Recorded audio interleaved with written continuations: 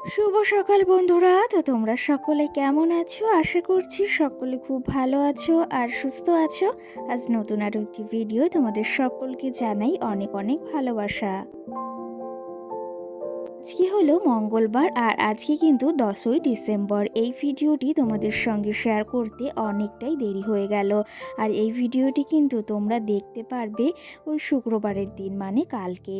তো এই যে তোমাদের সঙ্গে অনেক দিন ভিডিও শেয়ার করা হয় না, সেই ক্ষেত্রে আমার ডেলি রুটিন, আমি কি কি করছি কি না করছি, তোমরা কিন্তু সবাই জানতে অনেক আগ্রহী।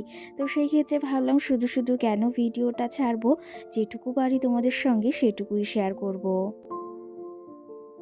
1 মাস হয়ে গেছে যেহেতু তোমাদের সঙ্গে আমি আমার ডেলি রুটিন কিছুই শেয়ার করতে পারছি না।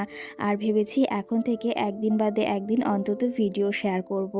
আর তোমরা অনেকেই কিন্তু আমার দিদির চ্যানেলেও বা আমার দিদি যেখানে ভিডিও করে ওর চ্যানেলে অনেকেই কিন্তু কমেন্ট করেছো যে দিদি ভাই তোমার বোন কেন ভিডিও করে না, তোমার বোনকে ভিডিওতে দেখলাম। সবটাই কিন্তু তোমাদের সঙ্গে আজকের ভিডিওতে শেয়ার করব। তার আগে এই ভিডিওটি ওই যে বললাম 10ই ডিসেম্বর, আজকে হচ্ছে একটা বিশেষ দিন, মানে আমার বান্ধবীর আজকে হচ্ছে বিয়ে। তো সেই ক্ষেত্রে সকাল সকাল পাশের বাড়ি একটা দিদাবাড়ি এসেছি। প্রচুর পরিমাণে গোলাপ ফুটেছে, সেটা তো তোমরা দেখতেই পাচ্ছ। সেখান থেকেই ভেবেছি একটা নিয়ে যাব। এই ফুলটা বেশ পছন্দ হয়েছে আমার। ফুল তো সবই সুন্দর, তার ভেতর বিশেষ করে আমার এটা বেশ ভালো লেগেছে। ভেবেছিলাম যে যাব না গায়ে হলুদে, আজকে সকাল সকাল মানে ভোর 5টার সময় ফোন করেছে সেখানে যাওয়ার জন্য আবার। সেই অনুযায়ী এই যে এখন বাজে প্রায় 7টা মতো, আর চলে এসেছি দিদাবাড়িতে ফুল নেওয়ার জন্য। মেয়ে তো কিছুতেই বাড়ি যেতে রাজি না, মানে আমার বাবার বাড়িতে। আর আমি কিন্তু বাবার বাড়িতে এসেছি বেশ কটা দিন হয়ে গেছে, প্রায় 5-6 দিন তো হয়েই গেছে। আর কি জানো তো, এই যে কিছুই আনিনি বাবার বাড়িতে, এই শাড়িটা কিন্তু বৌদির শাড়ি পরেছি, আর সঙ্গে আমি একটা ব্লাউজ এনেছিলাম, আর আমার সামান্য কিছু গয়না ছিল সেগুলোই পরেছি। আর বিয়েতে যে শাড়িটা পরবো সেটা কিন্তু আমি অলরেডি বলেছি আমার দিদিকে একটা শাড়ি দিতে। তোমরা তো হয়তো আগে দেখতেই পেয়েছো বা শুনতে পেয়েছো, সেগুলো আর আলাদা করে বলার নেই। আমার দিদিকে বলেছিলাম একটা শাড়ি পাঠিয়ে দিতে, সেই শাড়িটাই কিন্তু আজকে রাত্রে পরবো। আর এই যে আমি রেডি হয়ে গেছি, ভেবেছিলাম ফুল নেব কিন্তু ফুলটা আর নিলাম না। এই লুকটা আমার কেমন লাগছে অবশ্যই জানিও। ফুল লুকটা তোমাদের তো অবশ্যই লাস্টে শেয়ার করব। এইদিকে আমার বান্ধবী কিন্তু ফোন করে করে পাগল করে দিচ্ছে যে কখন আসবি কি না আসবি। আর আমার আরেকটা বান্ধবীও আসার কথা রয়েছে, তারও আবার ছোট্ট একটা বেবি রয়েছে, সেই ক্ষেত্রে অসুবিধা হয়ে গেছে, সে আর আসতে পারছে না, সে আসবে রাত্রে। এদিকে কিন্তু বান্ধবী বাড়িতেও আমি চলে এসেছি অলরেডি। আর আমার মাম্মামকে ভেবেছিলাম নিয়ে আসবো, ওকে স্নান করিয়ে খাওয়া দাওয়া করিয়ে পুরো রেডি করিয়ে দিয়েছি। আর ও তারপরে ঘুমিয়ে পড়েছে জন্য ওকে আর আনা হয়নি। মা বলল তুই চটজলদি করে ঘুরে আয়, তারপরে ওকে নিয়ে রাত্রে যাস। আর এদিকে এসে তো দেখছি সবাই জল আনতে ব্যস্ত, মানে জল আনতেও চলে গেছিলো, কারণ আমার জন্য তো আর কেউ বসে থাকবে না, তাদের নিয়ম কানুনগুলো অবশ্যই পালন করতে হবে। আর আমার বান্ধবীকে তো তোমাদের দেখিয়ে দিলাম, ওকে ভীষণ ভীষণ সুন্দর লাগছে। আর ও কিন্তু প্রচুর পরিমাণেই লম্বা, সেটা তো তোমরা দেখতেই পাচ্ছ। দেখো এখান থেকে, মানে এখানে যেতে যতগুলো লোক আছে সবার থেকে কিন্তু ওই ভীষণ পরিমাণে লম্বা। আর এ কিন্তু আমার স্কুল ফ্রেন্ড, ভীষণ ভালো সম্পর্ক ছিল, এখনও কিন্তু সেই সম্পর্কটা আছে আমাদের। যাই হোক, তোমাদের সঙ্গে এই যে অনেক গল্প আছে, অনেক কথা আছে, এই যে একটা মাস যে তোমাদের সঙ্গে ভিডিও শেয়ার করি না, কিছু ভিডিও আমার কাছে জমে রয়েছে, সেগুলো তোমাদের সঙ্গে শেয়ার করব। তারপর থেকেই আমার ডেলি রুটিনের ভিডিও তোমাদের সঙ্গে শেয়ার করব, যেটা তোমরা দেখতে ভীষণ ভীষণ ভালোবাসো। আমার ঘরের কাজ, আমার হাতের কাজ, আমার হাতের এই জিনিসগুলো, মানে সংসারে তোমরা ভীষণ ভালোবাসো, কিন্তু সেগুলো তোমাদের সঙ্গে শেয়ার করব। আর তার আগে বলে রাখি, এখন যদি আমি রোজ ভিডিও না দিতে পারি, তার পাশাপাশি কিন্তু আমি একদিন বাদে একদিন তোমাদের ভিডিও দেওয়ার চেষ্টা করব। আর আমি কিন্তু বাবার বাড়িতে এই যে প্রায় বললাম 10-15 দিন এসেছি, আর সঙ্গে কিন্তু আমি এখানে মানে আরও ভেবেছি 15 দিন থেকে তারপরেই যাব। সত্যি কথা বলতে কি জানো তো, অনেক কটা দিন এসেছি আর ভেবেছি আর কটা দিন থেকে যাব, কারণ কি জানো তো, আর মারও শরীরটা ভালো নেই সেই জন্য। আর এই মহিলা আমাকে একটা কথা বলছিল, সেটা নয় তোমাদের পরে একদিন বলবো। তো কি বলবো, মানুষের চিন্তাধারা যে এমন, সেটা আর কি বলবো। তো যাই হোক, সেটা নয় বাদ দিলাম। এইদিকে কিন্তু এই দেখো ওর গায়ে হলুদ কিন্তু একটু বাদেই হবে, জলানাও হয়ে গেছে, আশীর্বাদ পর্বটা হচ্ছেই। আর চলো আমার একটু ফুল লুক তোমাদের একটু দেখিয়ে দিই, খুব বেশি দেখাতে পারবো না, একটুই তোমাদের দেখিয়ে দিলাম।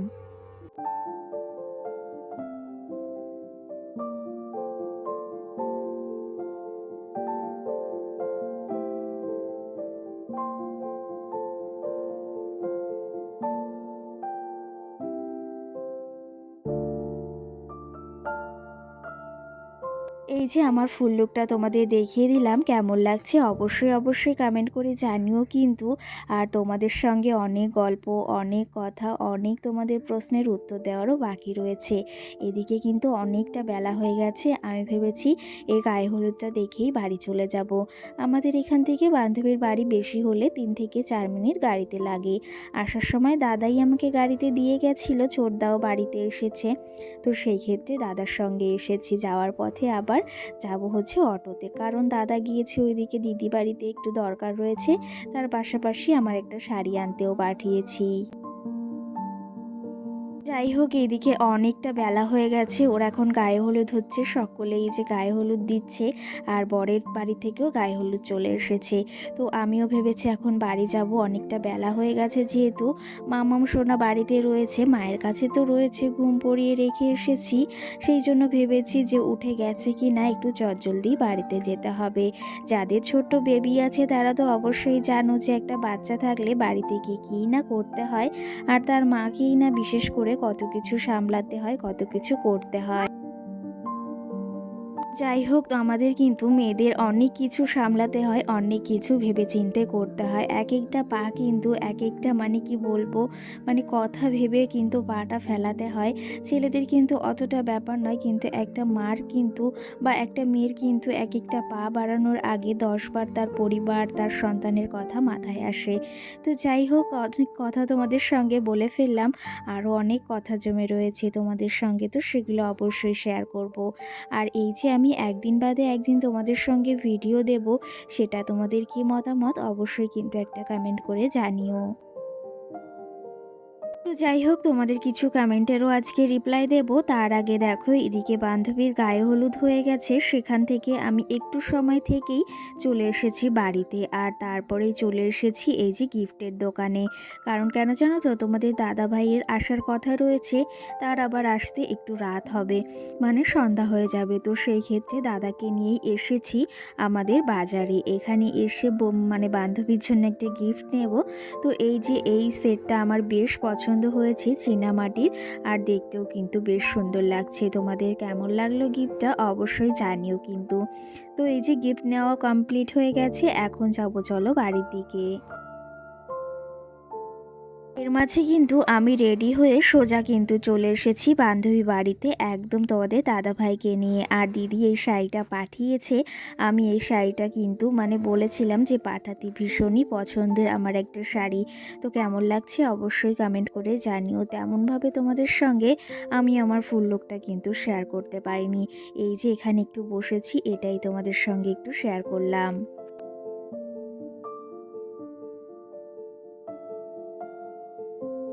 আর এইদিকে তোমাদের আমার বান্ধবীর ফুল লুকটা একটু দেখিয়ে দিই, ভীষণই কিন্তু সুন্দর লাগছে, মনে হচ্ছে চোখে সরাতে পারছি না, সত্যি কথা বলতে দারুণ লাগছে কিন্তু ওকে। তো যাই হোক, এইদিকে ওকে একটু তোমাদের দেখিয়ে দিলাম, কারণ যার বিয়েতে এসেছি তাকে যদি একটু না দেখাই কেমন করে হয় বলো। আর সঙ্গে অনেক কমেন্টও জমে রয়েছে। একটা বোনু আমাকে কমেন্ট করেছে, সোহানা, তো সে আমাকে কমেন্ট করেছে, দিদিভাই তুমি আর ভিডিও দেবে না কেন? তো সেই ক্ষেত্রে হ্যাঁ গো, এখন থেকে আবার প্রায় ভিডিও দেওয়ার চেষ্টা করব, যদিও রোজ না পারি, একদিন বাদে একদিন তো অবশ্যই দেওয়ার চেষ্টা করব। সঙ্গে সোনাই নামে আমার একটা মিষ্টি বোন 1 মাস আগে কমেন্ট করেছিল, যেহেতু আমি 1 মাস ধরে এই ভিডিও দিতে পারি না, তো সেই ক্ষেত্রে আমাকে কমেন্ট করেছে, বোন তোমার ভিডিও খুব সুন্দর লাগে বা খুব ভালো লাগে। অসংখ্য ধন্যবাদ দিদি ভাই এই সুন্দর একটা কমেন্ট করার জন্য আর আমার ভিডিওটি দেখার জন্য। সঙ্গে আমার একটা দিদিভাই আমাকে কমেন্ট করেছে, স্বপ্নাকর ফ্যামিলি, যাই হোক ভুলে গেছি নামটা। তো সেই দিদিভাই আমাকে কমেন্ট করেছে, সত্যি কথা বলতে বাচ্চা নিয়ে রোজ ভিডিও দেওয়া সম্ভব না। আমিও কিন্তু একদিন বাদে একদিন দিই, আর সময় ওই যে ভিডিও করার সময়টা হয়ে ওঠে না। আর সত্যি কথা, ভিডিও এডিটিং করতে অনেকটা সময় লাগে, অনেকটা ধৈর্যের প্রয়োজন আছে। তো সেই ক্ষেত্রে আমিও প্রচুর ক্লান্ত হয়ে পড়ছি। এখন থেকে ভেবেছি একদিন বাদে একদিন তোমাদের সঙ্গে ভিডিও শেয়ার করব। সঙ্গে আমাকে আরেকজন কমেন্ট করেছে, দিদিভাই যখন তোমার মেয়ে ছোট ছিল কিভাবে কাজ করতে? সত্যি কথা বলতে এই যে মেয়েকে সামলে কাজ করাটা অনেকটাই ক্লান্ত, অনেকটাই কঠিন। আর মাম্মাম যখন ছোট ছিল, ওই যে যখন ও ঘুমোতো তখন এই সমস্ত কাজগুলো টুকটুক করে সেরে নিতাম।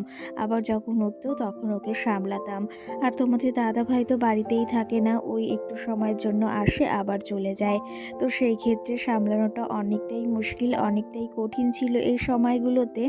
আর সত্যি কথা বলতে ওই সময়টাতে আমি ১.৫ মাস বাবার বাড়িতে ছিলাম। তারপরেই কিন্তু শ্বশুরবাড়িতে মানে একার সংসারে ফিরে এসেছিলাম। আর সেই দিনগুলো কিন্তু অনেকটাই কঠিন ছিল, অনেকটাই কষ্টকর ছিল। সেই সব গল্প নয় পরে তোমাদের সঙ্গে যখন ডেইলি রুটিন শেয়ার করব, সেই দিন নয় এই গল্পগুলো শেয়ার করব। আর এইদিকে কিন্তু আমাদের বিয়েবাড়ির খাওয়া দাওয়া কমপ্লিট করে নিয়েছি। কারণ শীতের রাত মানে একটু মানে ওই ৮টা বাজলেই অনেকটা রাত মনে হয়। আর যেহেতু মাম্মামকে নিয়ে এসেছি, অনেকটাই মনে হচ্ছে রাত হয়ে গেছে। আর এখন কিন্তু ওই 9:30 মতো বাজে, বিয়ের লগ্ন ওই প্রায় 11:30টার দিকে। আমরা এদিকে খাওয়া দাওয়া করে, ওই যে তোমাদের বলেছিলাম না আমার আরেকটা বান্ধবী আসার কথা, এখানে সেও এসেছে, ভালো করে তোমাদের দেখাতে পারিনি লাইটিংয়ের জন্য। এই যে আমার আর আমার বান্ধবীর লুকটা তোমাদের কেমন লেগেছে অবশ্যই কমেন্ট করে জানিও। তো চলো তবে আজকের ব্লগটি তোমাদের কেমন লেগেছে, অনেক দিন পর তোমাদের সঙ্গে ব্লগ শেয়ার করলাম, এখন থেকে শেয়ার করার চেষ্টা করব। সকলে ভালো থেকো, সুস্থ থেকো, টাটা।